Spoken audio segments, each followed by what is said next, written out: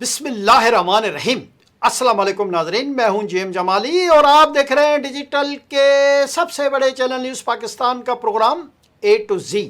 ناظرین، پاکستان، مصر، اردن، یو اے ای، انڈونیشیا، ترکیہ، سعودی عرب اور قطر کے وزرائے خارجہ نے اسرائیل کا مسجد اقصی اور ہولی چرچ تک رسائی کا روکنا ناقابل قبول قرار دے دیا۔ اس حوالے سے مشترکہ اعلامیہ میں اسرائیلی اقدامات بین الاقوامی قانون اور انسانی حقوق کی خلاف ورزی قرار دیے گئے ہیں اور مقبوضہ بیت المقدس میں مذہبی مقامات کی قانونی حیثیت تبدیل کرنے کی کوششوں کو مسترد کیا گیا ہے۔ مشترکہ اعلامیہ میں رمضان میں مسجد اقصی کے دروازے بند رکھنا انسانی حقوق کی خلاف ورزی قرار دیا گیا ہے۔ اعلامیہ کے مطابق اردن کے محکمہ اوقاف کو مسجد اقصی کے امور کا واحد مجاز ادارہ قرار دینے کا عہدہ کیا گیا تھا۔ ساتھ ہی عالمی برادری سے اسرائیلی اقدامات روکنے کے لیے مؤثر کردار ادا کرنے کی اپیل بھی کی گئی ہے۔ یاد رہے کہ 2 روز قبل اسرائیل کی سیکورٹی فورسز نے کارڈینل کو بھی ہولی چرچ جانے سے روک دیا تھا، جس پر اٹلی سمیت اکثر یورپی ممالک کے رہنماؤں اور مسیحی قیادت نے شدید رد عمل کا اظہار کرتے ہوئے اسرائیل پر غیر قانونی تنقید کا نشانہ بنایا۔ دوسری جانب اہم خبر ہے کہ چین نے ایران جنگ بندی کے لیے پاکستان کی سفارتی کوششوں کی حمایت کر دی ہے۔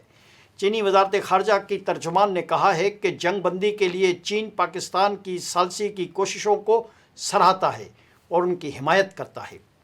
ترجمان چینی وزارت خارجہ کا کہنا ہے کہ اس سلسلے میں چین جنگ بندی اور امن کے لیے متحرک پاکستان اور دیگر ملکوں کے ساتھ رابطے بڑھانے کے لیے تیار ہے۔ ادارہ اسحاق ڈار نے چین میں اہم ملاقاتیں کی ہیں۔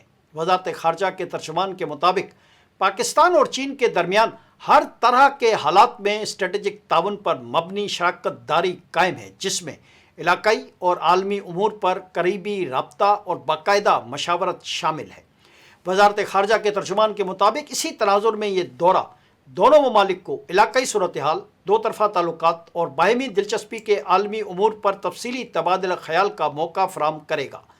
دریں اثنا مشرق وسطی فلائٹ آپریشن متاثر ہونے کی وجہ سے آج پاکستان کی 62 پروازیں منسوخ کر دی گئیں۔ کراچی سے دبئی، دوحہ، جدہ، ابوظہبی اور بحرین کی 12 پروازیں منسوخ ہوئیں۔ لاہور سے Doha, Kuwait, Jeddah, Sharjah, Dubai اور نجف کی 11 پروازیں منسوخ کی گئی ہیں۔ اسلام آباد سے تاشقند، العین، دوحہ، ریاض، جدہ، دبئی، بحرین اور شارجہ کی 23 پروازیں منسوخ ہوئیں۔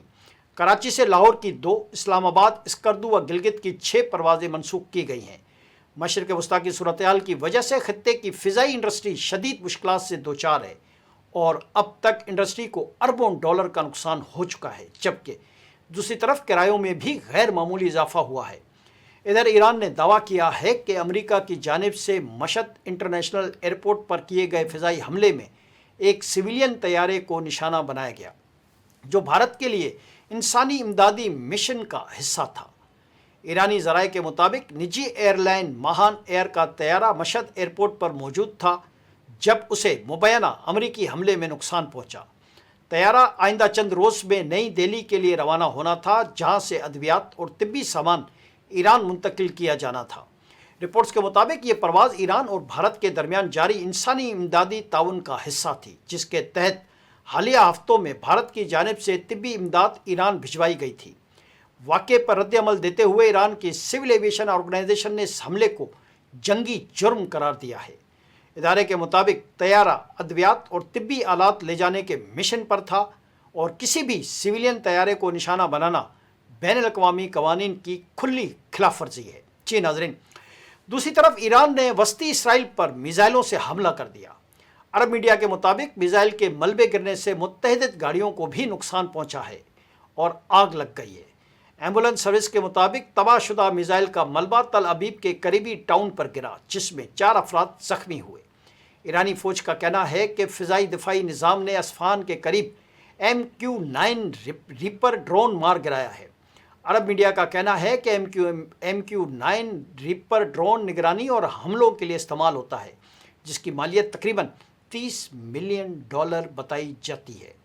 ایران نے اب تک 146 ڈرون مار گرائے ہیں۔ اسرائیلی میڈیا کے مطابق اسرائیل پر ایران کے میزائل حملے سے وسطی اسرائیل میں 11 افراد زخمی ہوئے ہیں۔